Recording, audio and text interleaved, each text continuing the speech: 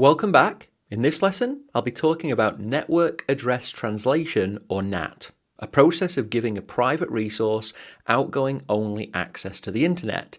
And a NAT gateway is the AWS implementation that's available within a VPC. There's quite a bit of theory to cover, so let's get started. So what is NAT? Well, it stands for Network Address Translation. This is one of those terms which means more than people think that it does. In a strict sense, it's a set of different processes which can adjust IP packets by changing their source or destination IP addresses. Now, you've seen a form of this already. The Internet Gateway actually performs a type of NAT known as static NAT. It's how a resource can be allocated with a public IP version 4 address, and then when the packets of data leave those resources and pass through the Internet Gateway, it adjusts the source IP address on the packet from the private address to the public, and then sends the packet on, and then when the packet returns, it adjusts the destination address from the public IP address to the original private address. That's called static NAT, and that's how the Internet Gateway implements public IP version 4 addressing. Now, what most people think of when they think of NAT is a subset of NAT called IP masquerading. And IP masquerading hides a whole private CIDR IP block behind a single public IP. So rather than the one private IP to one public IP process that the Internet Gateway does, NAT is many private IPs to one single IP. And this technique is popular because IP version 4 addresses are running out. The public address space is rapidly becoming exhausted. IP masquerading, or what we'll refer to for the rest of this lesson as NAT, gives a whole private range of IP addresses outgoing only access to the public internet and the AWS public zone. I've highlighted outgoing because that's the most important part. Because many private IPs use a single public IP, incoming access doesn't work.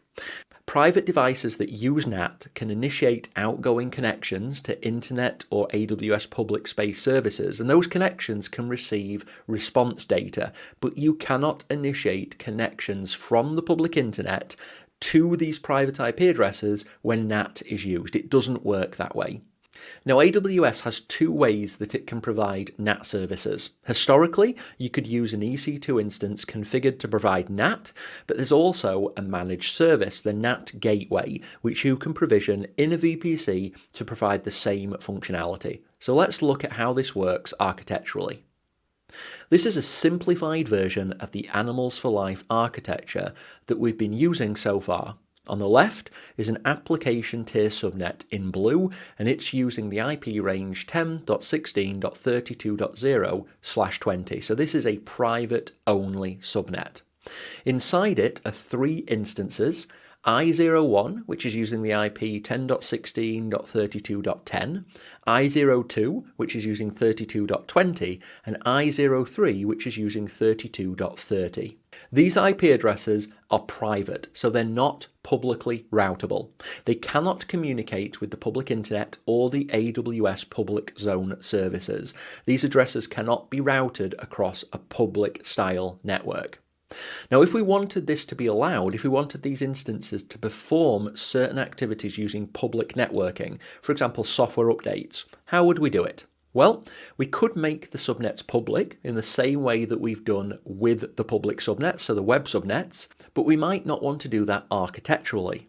With this multi-tier architecture that we're implementing together, part of the design logic is to have tiers which aren't public and aren't accessible from the public internet. Now, we could also host some kind of software update server inside the VPC, and some businesses choose to do that. Some businesses run Windows update services or Linux update services inside their private network, but that comes with an admin overhead. NAT offers us a third option, and it works really well in this style of situation. We provision a NAT gateway into a public subnet. And remember, the public subnet allows us to use public IP addresses. The public subnet has a route table attached to it, which provides default IP version 4 routes pointing at the internet gateway. So because the NAT gateway is located in this public web subnet, it has a public IP which is routable across the public internet, so it's now able to send data out and get data back in return. Now, the private subnet where the instances are located can also have its own route table, and this route table can be different than the public subnet route table. So we could configure it so that the route table that's on the application subnet has a default IP version 4 route, but this time, instead of pointing at the internet gateway like the web subnet uses, we configure this private route table so that it points at the NAT gateway.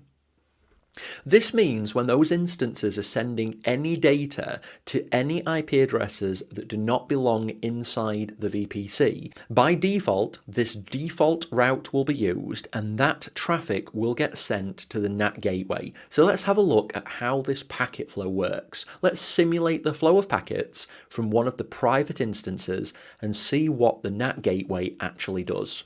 So first, instance 1 generates some data.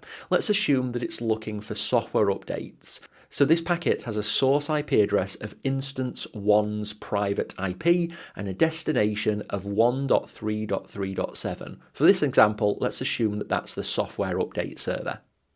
Now, because we have this default route on the route table of the application subnet, that packet is routed through to the NAT gateway. The NAT gateway makes a record of the data packet. It stores the destination that the packet is for, the source address of the instance sending it, and other details which help it identify the specific communication in future.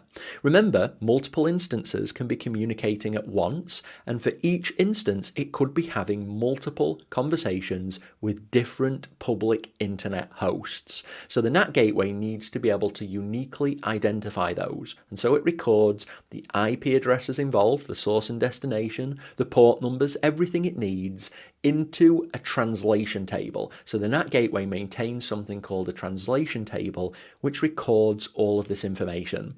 And then it adjusts the packet, the one that's been sent by the instance, and it changes the source address of this IP packet to be its own source address.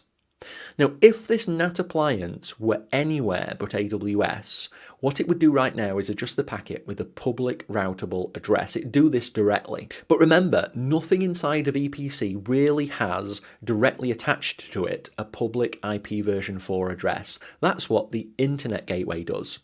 So the NAT gateway, because it's in the web subnet, it has a default route. And this default route points at the internet gateway. And so the packet is moved from the NAT gateway to the internet gateway by the VPC router.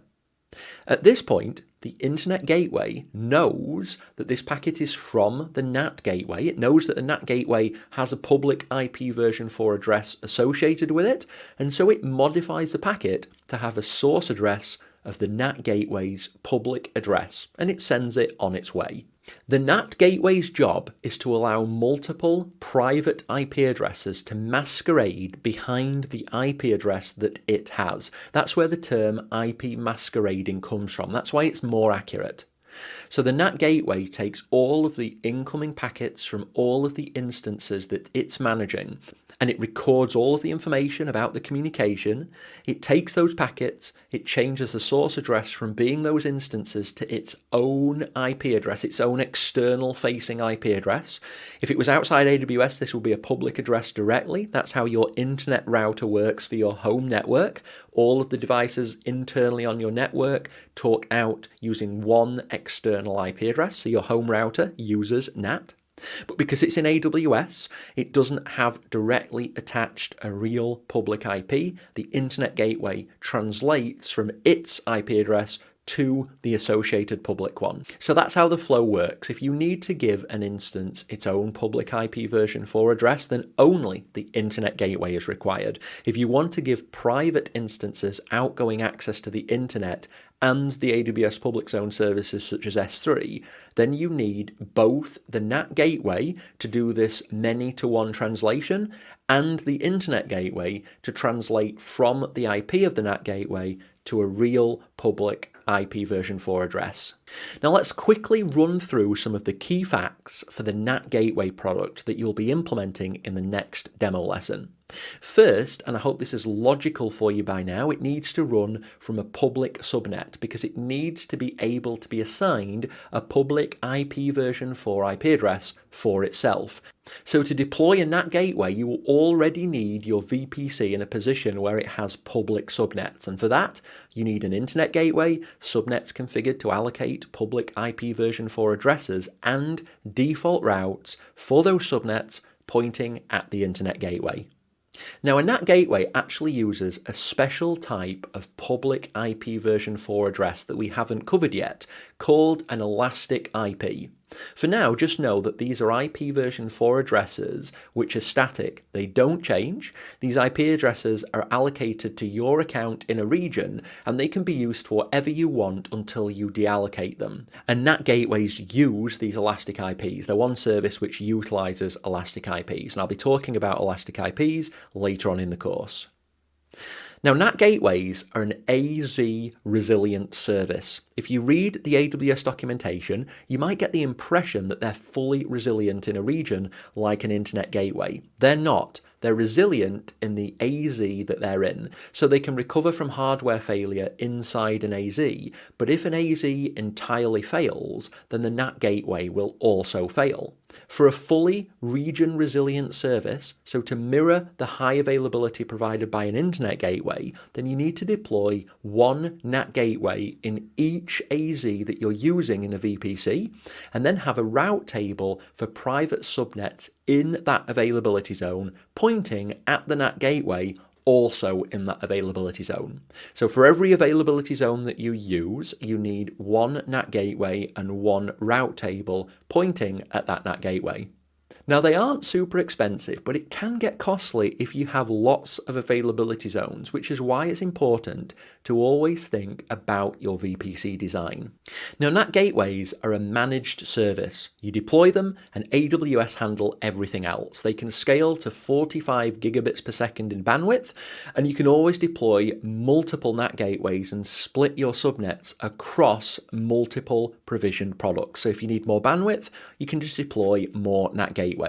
For example, you could split heavy consumers across two different subnets in the same AZ, have two NAT gateways in the same AZ, and just route each of those subnets to a different NAT gateway. And that would quickly allow you to double your available bandwidth. With NAT gateways, you'll build based on the number that you have. So there's a standard hourly charge for running a NAT gateway. And this is obviously subject to change and it differs per region, but it's currently about 4 cents per hour. And note, this is actually an hourly charge. So partial hours are billed as full hours. And there's also a data processing charge. So that's the same amount as the hourly charge, so around 4 cents currently per gigabyte of processed data. So you've got this base charge that a NAT gateway consumes while running, plus a charge based on the amount of data that you process. So keep both of those things in mind for any NAT gateway related questions in the exam. Don't focus on the actual values, just focus on the fact they have two charging elements. Okay, so this is the end of part 1 of this lesson. It was getting a little bit on the long side, and so I wanted to add a break. It's an opportunity just to take a rest or grab a coffee. Part 2 will be continuing immediately from the end of part 1. So go ahead, complete the video, and when you're ready, join me in part 2.